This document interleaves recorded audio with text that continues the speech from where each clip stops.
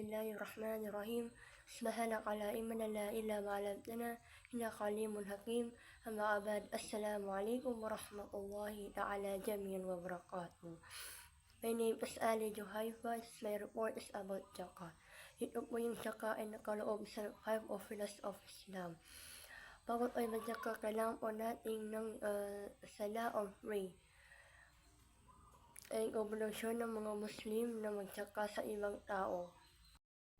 Assalamualaikum warahmatullahi wabarakatuh. I am Julkeya E. Abdul Rahman. My topic is all about the rate of zakah. So, una is, ano nga ba yung zakah? So, zakah is one of the 5 pillars of Islam. It is a compulsory act of giving a portion of wealth to help the poor and needy. So, ang zakah ay hindi lamang siya pagbibigay, kundi ito rin yung paraan para linisin yung kayamanan natin. Kumbaga, magamit natin yung kayamanan natin sa tamang paraan sa pamamagitan ng pagtulong natin sa mahihirap, sa mga nangangailangan. Pero yung rate ng zakah ay nakadepende pa rin ito sa kung ano ang meron ng isang Muslim. Kumbaga kung anong kayamanan ang meron ng Muslim. Pero yung pinaka-common ng rate ng zakah is 2.5% of a Muslim savings, cash, gold, silver or business profits. So para mas obligado magbigay ng zakah, kinakailangan umabot yung kayamanan ng isang Muslim sa minimum threshold na tinatawag na nisab at naipon ito sa loob ng 1 lunar year. Shukran and wassalam. Assalamualaikum and good afternoon, Sir Saidid. My name is Dato' Orhan K. Abdullah. Ang report ko po ay the due recipient of zakah. Ayon sa Quran, may 8 kategorya ng mga tao na maaaring tumanggap ng zakah. Number 1, al-fuqara, mga taong walang sapat na yaman o kabuhayan.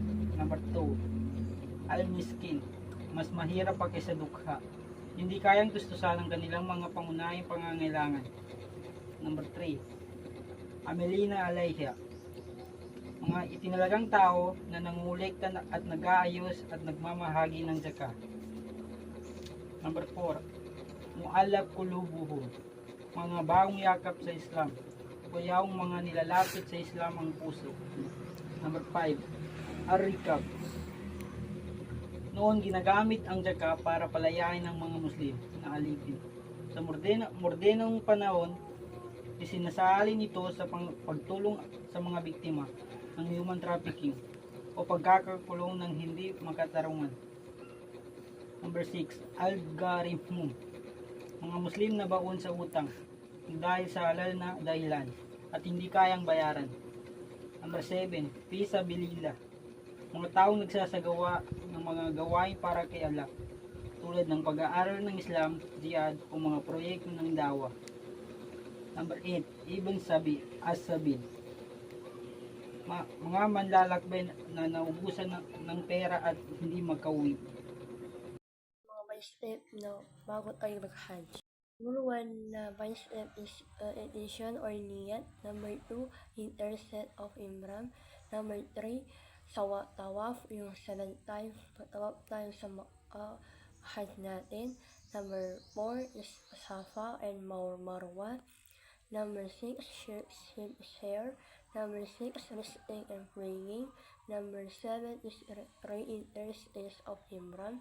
Number 8, arrive at money. This day of Arafah. Number 10, Muzdalifah. Number 11, Rahimi extension. Number 12, Hadi. Number 13, shaving of the head. Number 4 is Tawaf al-Afa. Number 5, al-15, Sa'i.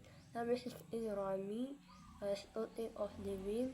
Number 17, Speed Night at Mina. Number 18 is Rimi. Number 19 is Farewell, Tawaf al-Wadi at the final.